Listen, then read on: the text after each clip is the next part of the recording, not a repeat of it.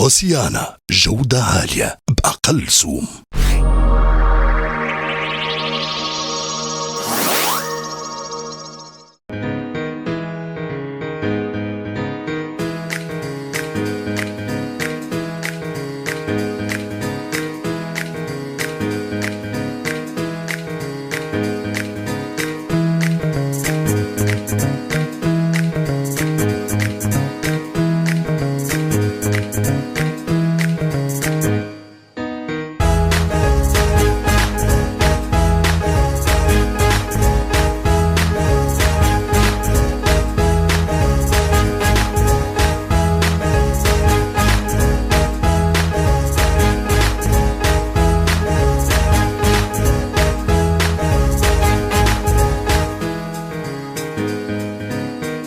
عسلامة، مرحبا بكم الناس الكل. ان شاء الله يكونوا عجبوكم الحلقات الكل من حكاية غرام.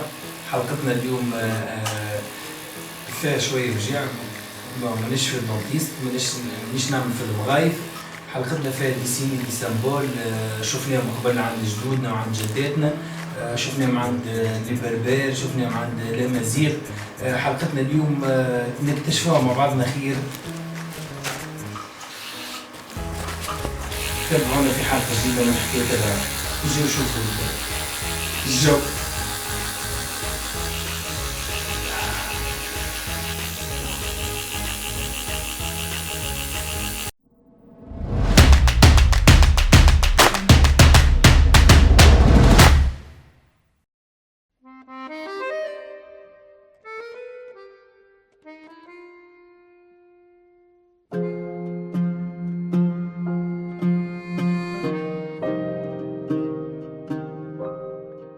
هذا عملته عام 76 معناتها وقت واحد عمره 18 سنة معناتها يتبع في الصغار معناتها ولاد الحومة نقولوا نحن باندية بلغتنا توا. باش تولي باندي لازمك تعمل وشام معناتها باش توري روحك اللي انت راك قوي معناتها ويخافوا. ليه كانوا قبل معناتها اللي موشم معناتها راهو خارج على الصف معناتها نتاع العباد الاخرى معناتها ما يعطيه الثقة، ما يعطيه، يبدا يخافوا منه العباد. مشيت لولد حومتي شريت له دبوزه احبار، جاب له باري بزوزه باري ويغطس الابره في الاحبار ويبدا ينقف يصورها من الاول تصويره معناتها اللي تحب تحطها في يدك ولا وين تحب انت في ذراعك. عليه البلاصه هذه بلاصه القوه نتاع البشر وين؟ ذراع هذاك الذراع هي القوه. ويبدا في الاحبار يبدا يخش لك ومن بعد تحبش تحط عليها حاجه اخرى قلت له حط عليها با دو كونفيونس.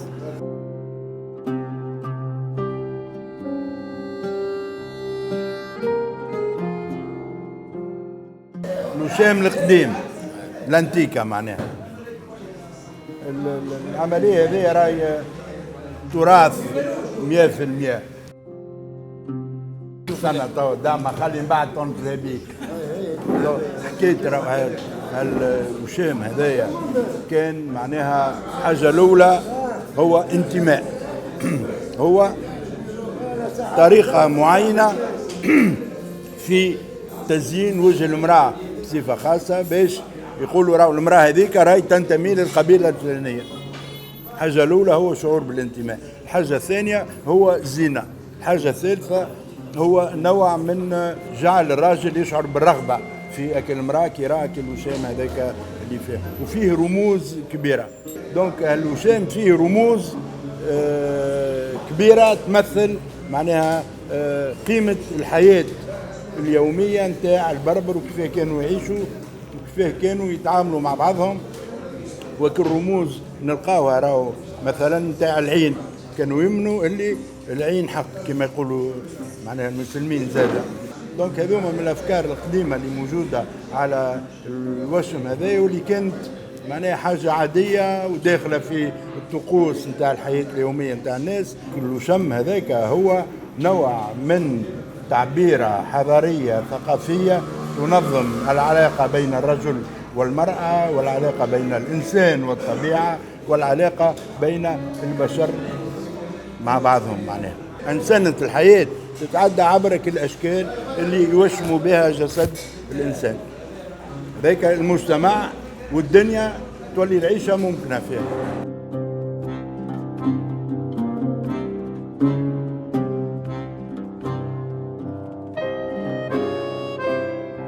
سامبول نتاع لي تاتواج بربر.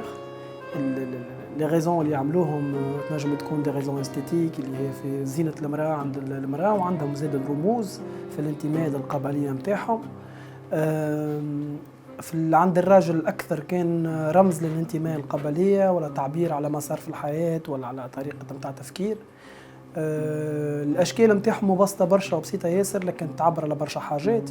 عند المرأة تلقاهم في الوجه، وإذا كان في الوجه هما رمز زينة ويرمزوا برشا حاجات أخرين. لكن إذا كنت تلقاهم في بلايص أخرين في بدنها معناها مش كان رموز، لكن نجم تعني الحاجات على حياتها. عند الراجل تلقاه في بدنه رمز للانتماء، رمز للقبلية، وتحكي زادة كما قلنا على برشا حاجات في حياته.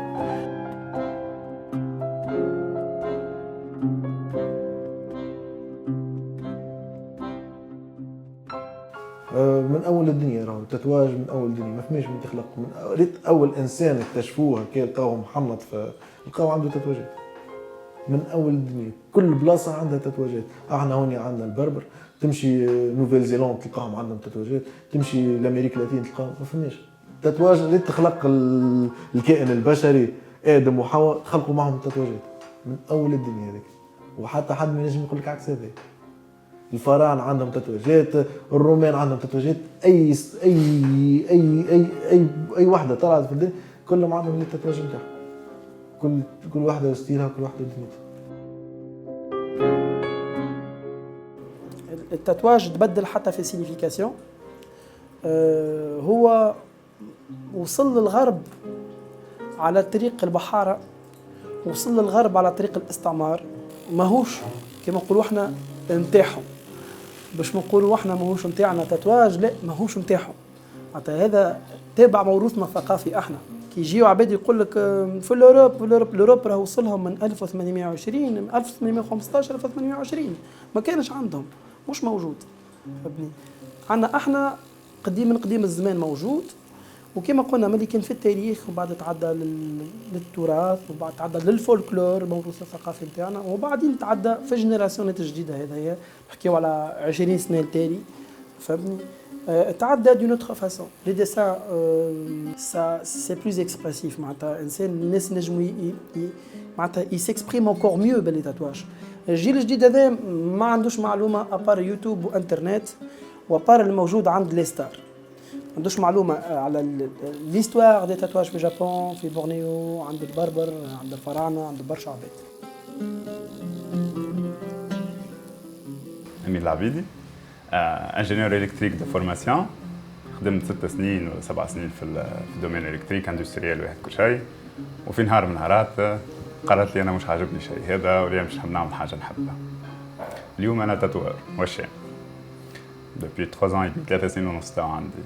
À part le tatouage, je suis aussi musicien, photographe, j'ai des essais في الكتيبة وكل شيء. Mais التاتواج هو العالم تاعي، هو الحاجة اللي نعمل فيها كل يوم، واللي نتمنى اني نوصل بها ونعمل بها، نحقق بها احلامي الكل، اللي اولهم اني نولي ان تاتوور ريكونو à l'échelle mondiale. كيفاش تغرمت؟ مشيت مروك على اساس باش نقرا تو سكي سون. كملت الباك نتاعي، عملت عامين بوزار ما نجحتش الجل. قلت لازم نعمل حاجه باهيه في حياتي، وكنت مغروم شويه موزيكا وكومبوزيسيون. لقيت وقتها فاكولتي بريفي في المروك، قلت هيا خلينا نصير روحي نمشي نعمل حاجه. طلعت المروك اللي وقتها في مخي كان باش نقرا، وداير حتى كي روحت لتونس مازال في مخي انا نبدا انجينير سون. العامين اللي عملتهم الاولانيين دخلت نخدم في صالون تاع التاتواج. صالون تاع التاتواج مانيش مغروم جمله بالتاتواجات. كي دخلت جار ندبر في راسي 40 يورو الجمعه، نظف هز رجع عشري يقضي حاجه هكاك نتاع صنوع معناها. فهمت؟ العامين الاولانيين عديتهم اقضي. بعد نلقى راهو معناها في الخدمه فما ديزاستوس اللي انا كنت نجم نعملهم في بلاصه التطوير، اللي هو نحضر له التابل معناها دو ترافاي نتاعو، نبرانشي له الماكينات، نعمل ريغلاج. قلت علاش ما نتعلمهمش هذوما، خلينا نزيد في السالير نتاعي في الحظ. هيك يا اخي كي بديت نتعلم بديت مش نتغرم، ما بديت جو مانتيغيس للتاتواج بحد ذاته، خاطر لازمك تعرفها. فما دي زي سي لازمك تعرفهم باش نجم تحضر الطابله هذيك. هيك بريسك اختار هذوما العامين الاولانيين. ثالث عام بديت نفهم شنو هو التاتواج، رابع عام وليت نخدم في بلاصتو وحل صوم واحد اخر.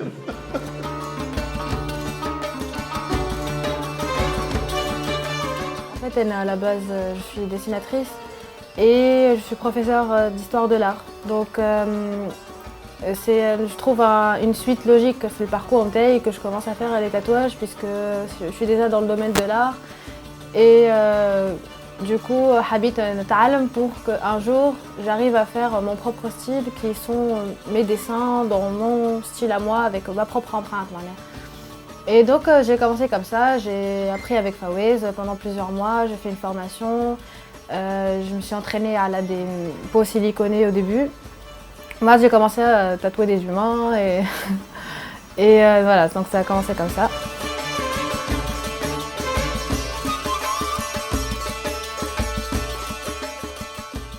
اسم الارتستيك هو فريد بلاك انجل تاتو ارتست وبودي بيرسر، نعمل لي بيرسينغ ديال التاتواج توا 17 سنه. الحكايه بدات بغرام كبير برشا بالرسم، بالانثروبولوجي، الحضارات والشعوب، لي تريبو، l'histoire du Japon.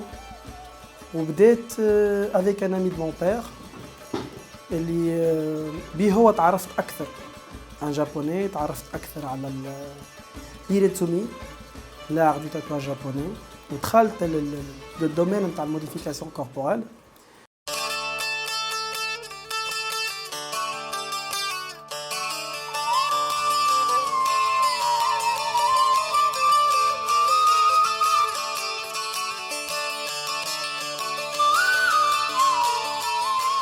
الدومين هذايا معناها بديتو باسكو سا ريوني بوكو تشوز، لم برشا حاجات كيما السيونس، كنت مغروم برشا بالسيونس ومغروم بالرسم، نحت،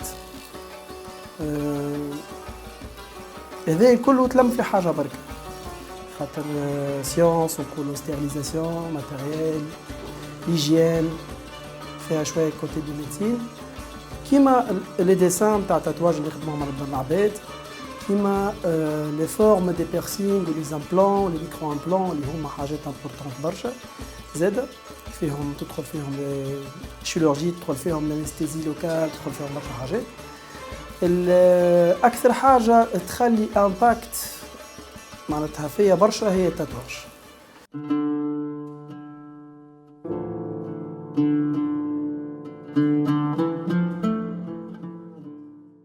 2006 خويا روحت لتونس.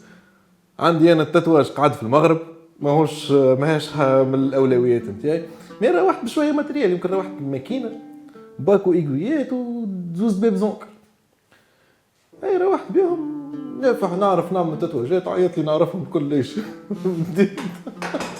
نوري فيهم في المواهب نتاعي هيك من بوشاو غاي، ونلقى روحي تليفوني نوقز، اسمع عندي فلان نجي نعمل له تاتواج، عندي فلان، لقيت روحي من وقتها ما عنديش كيما توا كي معناها صالون هذاك، من دار لدار نسوق عندي ساك هكا كبر فيها الماتريال هكا. كان عندي شكون سافر جاب لي دبوزه اونكر ولا باكو ايغويات، سينو خويا ما فماش خدمه سينو اصبروا حتى شكون جاي من برا. من 2006 ل 2010 وانا خويا هكاك كلانديستينو من بلاصه لبلاصه وندور نخدم من دار لدار.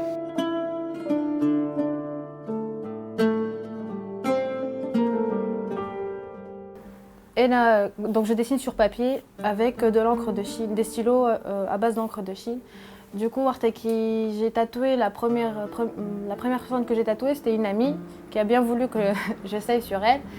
Et en fait, la peau, c'est une texture complètement différente du papier parce qu'elle est vivante. Par exemple, la personne, elle respire, la peau, elle se soulève. C'est pas quelque chose de plat qui ne bouge pas. Du coup, c'est assez impressionnant d'essayer pour la première fois. J'étais assez stressée. Et après, finalement, tu apprends à comprendre cette matière et à savoir comment, je veux dire, dessiner sur quelque chose qui ne soit pas un papier, qui soit quelque chose de vivant en fin de compte. Donc c'est complètement différent du dessin. bien que finalement le dessin en soi, par exemple que je peux dessiner sur papier, je vais le refaire sur la peau, c'est le même, c'est juste la texture qui est différente. Voilà.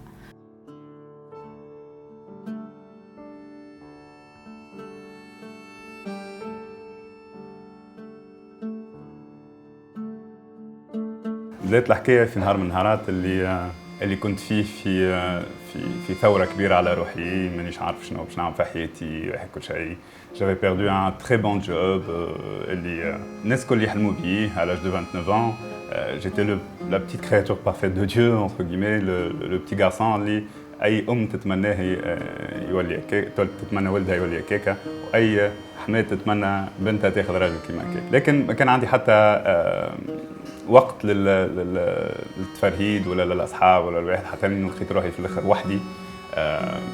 La solitude كلات لي قلبي كما يقولوها. Et j'ai décidé que la vie industrielle ne me convenait pas في الحقيقة. J'ai décidé de tout larguer، سيبت كل شيء. وقعدت نستنى باش نلقى الحاجة اللي نحبها. لوجت حتى في ليلة من الليالي قررت لي أنا باش نقعد ما نخدمش. J'avais un peu d'argent وقتها وقلت باش نعمل عام اللي ما نعمل فيه حتى شيء. نقعد نصور نعزف نعمل اللي نحب عليه، المهم نرتاح في مخي ولازم توجيه الفكرة في وقت. في اللحظة هذيك شعلت سيجارو جوستومون، حليت فيلم. أول لقطة في الفيلم يافي un mec tatoué et là je me suis dit et les tatouages et le chien. في اللحظة هذيك وليت تاتوار سي. حتى الفيلم ما كملتش فرجت فيه في الحقيقة. صبحت الصباح وأنا نلوج في كيفاش باش نولي تاتوار. لازم تعرف لي في وقتها ما نعرف حتى شيء على التاتواج، حتى شيء. معناها كنت حتى الماكينه ما نعرفش كيفاش تشد، ما عنديش حتى تاتواج في بدني. لكن عرفت في اللحظه ذيك اللي حياتي كل هزتني باش نولي تاتوار. من صغري وانا نصور، من صغري وانا نكتب على بدني حاجات، من صغري وانا نسمع العباد ونحاول نعمل لهم حاجات بيرسوناليزي، دي بتيت اوفر هكا، تصويرات صغار ولا دي غرافيتي صغار اللي هما. سا توجور ايتي مون تروك معناها في الحقيقه.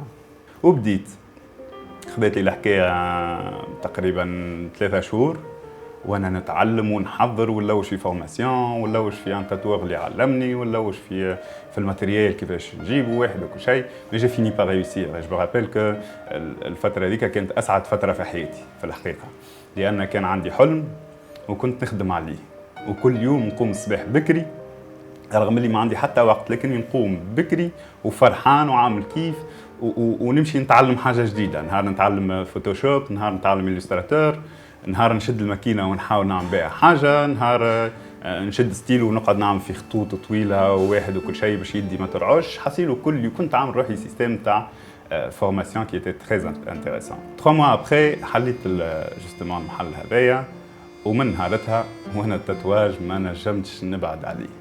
رغم اللي في حياتي كنت ديما في ساعه ما نفد من حاجه، معناها جينيرالمون كي ندخل في خدمه جديده بعد عام تلقاني بديت نفد منها، بعد عامين جينيرالمون جو لي ديجا كيتي وفي خدمه اخرى.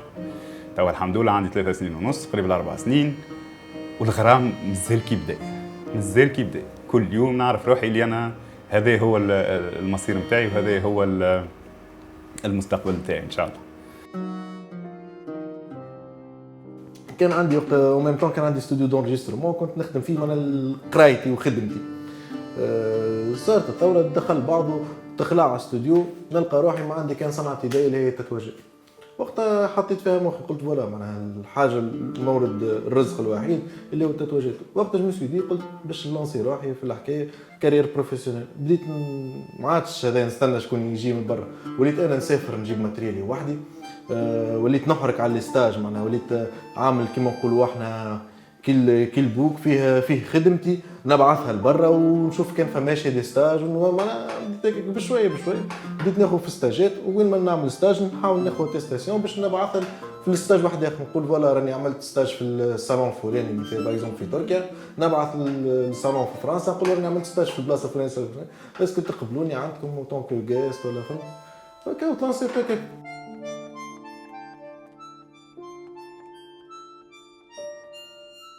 C'est venu très naturellement, comme j'ai déjà dit, je dessine. Donc j'ai voulu pousser le dessin encore plus loin que sur du papier et essayer de travailler sur des peaux humaines et développer mon art à travers le tatouage. Après, Fitous, la culture du tatouage, elle existe et elle n'existe pas vraiment parce que on a ça dans la culture berbère, mais les nouvelles générations, etc., ils perçoivent le tatouage comme plutôt purement esthétique, décorative, juste en gros pour frimer, entre guillemets. Et le choix des tatouages, il n'est pas forcément symbolique, il n'est pas forcément représentatif de l'individu, manière. Et ça, je trouve ça dommage. Du coup, avec les clients, on essaie de plutôt les orienter vers quelque chose qui les représente un peu, qui soit personnel et qui soit pas juste quelque chose pris sur Internet, juste comme ça, juste pour faire joli, qu'elle est après, quelques mois, il vient et il me dit j'ai envie de l'enlever. Et c'est très souvent que le client, il vient, il fait son tatouage et juste après, il nous demande comment ça se passe le laser. Ce que je trouve vraiment de manière pas terrible. Et donc voilà, mais on a souvent aussi des clients qui viennent et qui sont beaucoup plus intéressés, qui perçoivent le tatouage comme un aide de l'art et que Warta me demande des dessins personnalisés et qui voient ma page, mon Instagram par exemple, et qui veulent quelque chose qui les représente vraiment. Et là, c'est ce que je recherche.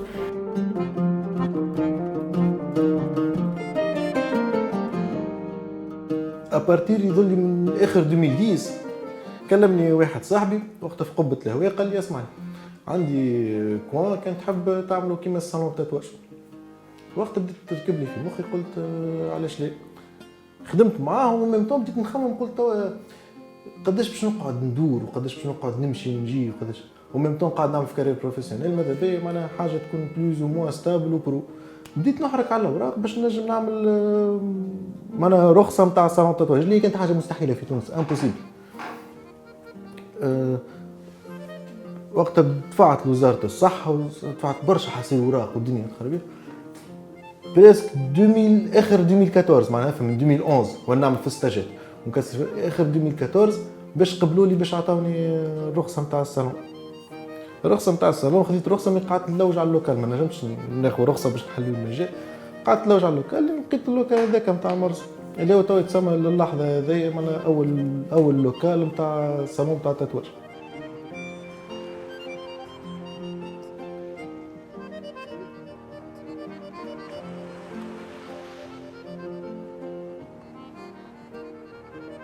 من اكثر لي مومون اللي نلقى فيهم الانسبيراسيون هو كي نبدا في البحر داخل بفلوكه ولا بالكاياك ولا حتى ببلانش ولا بعيد على التير كاريمون. نلقى انسبيراسيون كبيره ياسر، نلقى حل لبرشا مشاكل، نلقى سوليسيون حتى للعباد اللي عندهم حاجات امبوسيبل مثلا دي تاتواج مبلبزين نتعاملوا باش نغطيوهم ولا عندهم دي سيكاتريس ولا حاجه اللي تكون حكايه امبوسيبل تولي بوسيبل. وهذا في حد ذاته درس في الدنيا معناها يا غيان كي امبوسيبل معناتها ثم حتى حاجه مستحيله في الدنيا هذه. كل حاجه عندها حل وكل حاجه عندها سوليسيون وكل ما تصعب الحكايه وتلقى لها الحل ديما باش يكون اجمل برشا. تجي من كل شيء الانسبيراسيون، من كل شيء. كل يوم مع كل شخص جديد اول حاجه باش نعملوها حتى وكان فكرته واضحه ومحدده باش نمشيو نعملوا une petite recherche. On va commencer par Google, on va commencer par les sites les plus connus, Pinterest, Tumblr. بشوفوا شنو فما في الفكره نتاعو. حتى وكان يعرف روحه باش يعمل، حتى كان عنده ان ديسان حاضر واحد كل شيء جينيرالمون باش نمشيو نشوفوا شنو نجموا نزيدوه ولا شنو نجموا نعاونوا. لي ريشيرش كوتيديان هذوكم يعطيوك برشا، يعطيك اون بون بيبليوتيك في مخك، عندك ديما فكره جديده لكل طلب. والطلب زاد باش يحكم في الانسبيراسيون تاعك. في الحقيقه كل كليون عنده فكره يحب يوصل لها، يحب يعبر عليها. انت باش تعاونوا على الفكره هذه، معناها التاتوار دوره انه يعاونوا باش يحقق فكرته. خاطر راهو كيما لو تاتوار سي ان تكنيسيان سي ان ارتيست نحب ولا نكرو، حتى لو بورتور سي ان ارتيست اوسي باسكو سي لوي كي فا créer son œuvre et c'est lui qui va prendre toutes les décisions par rapport à son œuvre. هو اللي باش يحدد هذه تجي هذه ما تجيش، نحب هكا، هو اللي باش يحدد كل شيء. دونك الانسبيراسيون هي في الحقيقه عمليه مشتركه كل يوم تصير. الولاده نتاع لوفر هذيك اللي باش نعملوها مهما تكون بسيطه ومهما تكون كومبلكس، في الحالتين الولاده نتاع لوفر هذيك باش تجي نتيجه زوز مخاخ يعملوا في الانسبيراسيون، المخ نتاع التاتوار ولا المخ نتاع البورتور. والحاجه الباهيه انه ديك باش تسمع الطلب نتاع الكليون تاعك، لي زيدي باش يبداو يجيوك في مخك وباش تبدا تقول له اسمع شوف هذه محلاها، هاو جا عندي فكره ترى نوريها لك، تراها نشوفوا نقيسوا كان هذه يجيش باهيه et ainsi de suite. Et on va toujours finir par trouver cette idée que le client يحب عليها هي، رغم اللي دقيقتين التالي ما كانش يعرف اللي هذاك اللي باش يعمل. ريت كي تولي خدمتك وتولي تسافر باش تخدم، تولي تديكوفر فما بليزيور ستيل نتاع التاتواج. تمشي لي سالون تشوف العباد كيفاش تخدم، كيفاش تقول صح. معناها كوميم الخدمه اللي نخدم فيها سي تري فاريي، معناها برشا حاجات موجودين فيها، معناها كل واحد وستيل وكل بلاد وستيله، كل واحد كيفاش وكل وين ما تسافر تتعلم حاجه جديده. معناها التاتواج في حد ذاته ديما فيه جديد، ديما تتعلم. اليومنا هذا تو عندي بريسك 10 سنين كارير مازلت نتعلم، وين ما نمشي نعمل ستاج في اي بلاصه تلقى روحي قاعد نتعلم حاجه جديده. هذاك علاش تتغرب، معناها ما فماش ليميت في الفن هذا، ما فماش ليميت، ديما تتعلم. اي بلاصه اي بلاد باش تمشي لها باش تلقى ستيل معين، باش تلقى اي صالون باش تدخل له باش تلقى راهو عنده ستيل بيان بريسي. معناها ديما باش تتعلم، ديما الديكوفيرت موجوده في التاتواج. هذاك علاش ما تنجمش تقلق منه كدومين.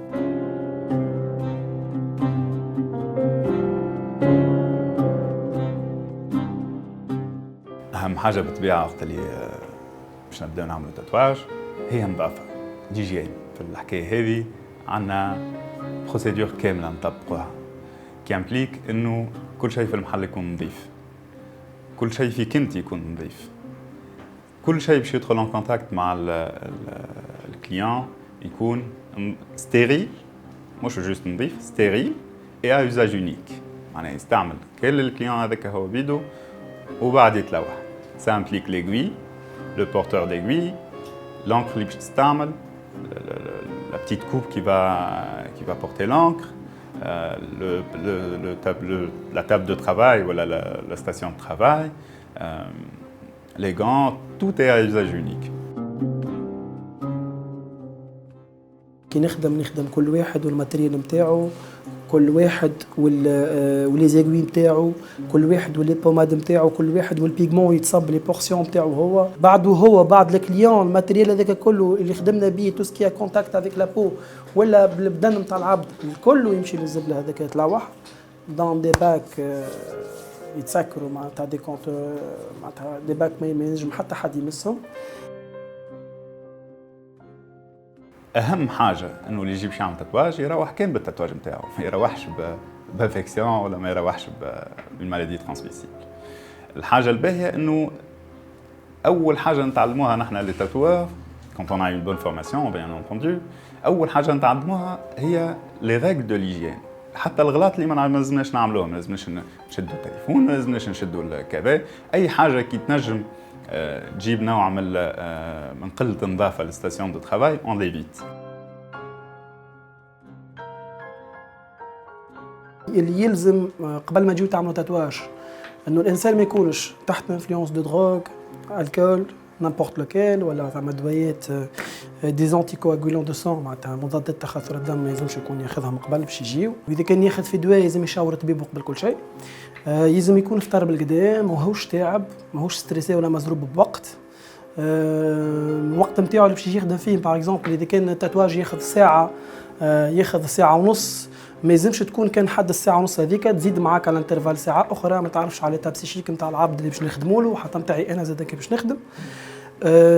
ما تجيبوش معاكم برشا عباد زاد، خاطر كي باش تجيبوا برشا عباد ثم مشكله كبيره برشا، انه العباد باش تجيبوهم معاكم باش يقلقوا، باش يبرتوربيو الكونسونطراسيون حتى نتاعكم انتوما، باش يوليو يحبوا يخرجوا، اللي يتكيف باش يخرج يعمل سيجاره لبرا، واللي باش ياكل، واللي باش يجوع، واللي برشا يولي يعطل الكور نتاع السيونس اللي هي تنجم تتعدى فاسيلمون. كل ما العبد الاز اوسي باش يكون لازم يكون في حوايج كونفورتابل، ما يجيش بحاجات محزوقين، حاجات مقلقين وكم لبسه، ما يجيش بحاجات غاليين برشا دو فالور، خاطر تيح قوت صغيره نتاع اونكر ولا حاجه على الحوايج ما عادش باش تتنحى اوتوماتيكمون باش ما يفسدوش حوايجه. يرقد بالكدا، ياكل بالكدا النهار اللي باش يجي يعمل تاتواج، ما يوجعش روحه، حكايه ما تخوفش برشا، ما توجعش برشا. هاكا فما لي كونساي متبعتهم وحطتهم من على الانترنت، مي اون جينيرال لازم يكون مرتاح، مش مستريسي روحه، مش مركب، ويكون معناها ماكل بالكدا، مش يجي على الخواك باش يعمل تاتواج، خاطر باتو ديريكتومون يطيح له السكر. مع الفيبراسيون تاع الماكينه فما ريسك باش يطيح له السكر. هذيك هي معناتها ماذا بيا ما يكونش عامل كعبات وكا ويجي منظم. كان اللي يبدا مركبها روحه يبدا خايف برشا، تالمون يبدا خايف كو تركب له ديك تمسو في مخه لومبليفيكاسيون تاع الوجيعه يدوخ. هاك اللي يبدا يستنى في حاجه باش توجعه وما توجعوش يدخل بعضه يتحفل. والله العظيم برشا يدوخ. تخليك الدراجة يعاود يفيق وتكمل تزوزو.